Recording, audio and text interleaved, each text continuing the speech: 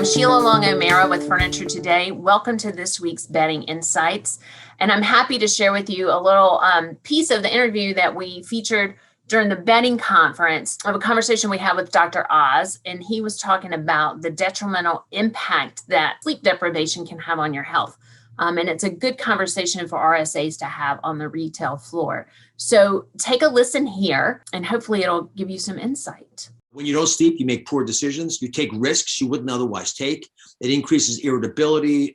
You have higher levels of anxiety and depression, in part because you have trouble processing what's going on around you. And that's just short-term sleep problems. That's not sleeping last night.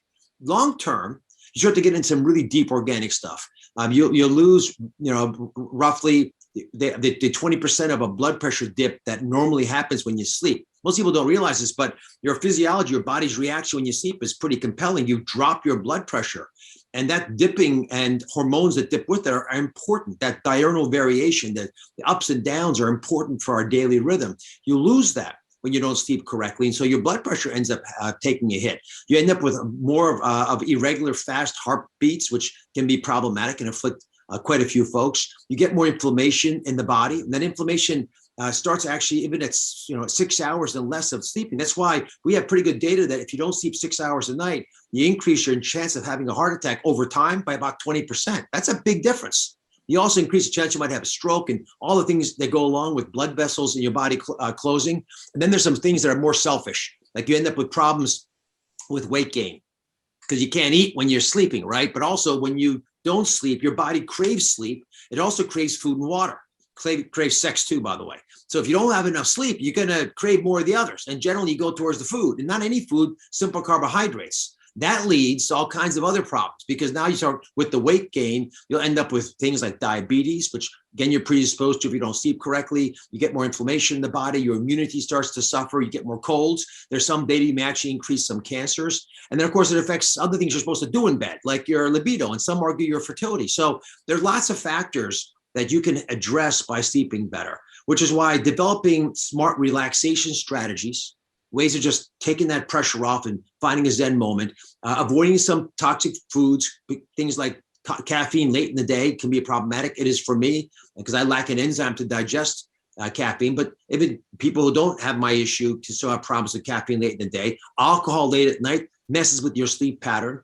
Not being on a schedule so you can go to bed at the same time every night and wake up at the same time in the morning becomes an issue. And then you need accommodations in your bed room. You need to have a mattress. Like these are one of our mattresses, but not just that. You also want to have adjustable frames. You notice this thing comes up. It turns out that's dramatically able to improve the ability for you to avoid snoring. That keeps your spouse or your loved one asleep as well next to you, but can also help with a whole slew of other problems like reflux, where acid would flow up to your mouth and cause heartburn that can wake you up.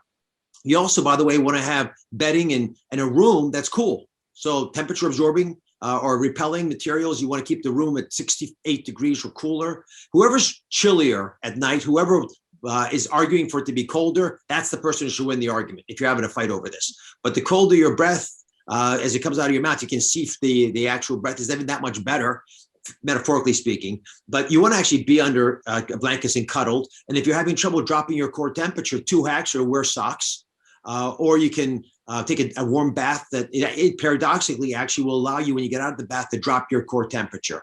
And then focus on the environment. Make sure it's quiet or you've got a sound machine on. Make sure you have very loose clothing or no clothing. Make sure that the sheets themselves agree with your body temperature. These are all factors that make a difference. And you also need to feel sort of cuddled and cocooned in your bed. So that's why weighted blankets have data supporting their benefit to sleep. But if you look at this material, you're talking about 20, 25 minutes of increased sleep a night. If you can deal with some of the sleep hygiene issues, deal with some of the bedding issues and the materials you're sleeping on, that's a lot. Thanks for tuning in and thanks for listening. And if you want more information about the conversation with Dr. Oz or about the bedding conference, just hop on over to beddingconference.com and you can register to watch all of the presentations and the conversations on demand. Thanks much.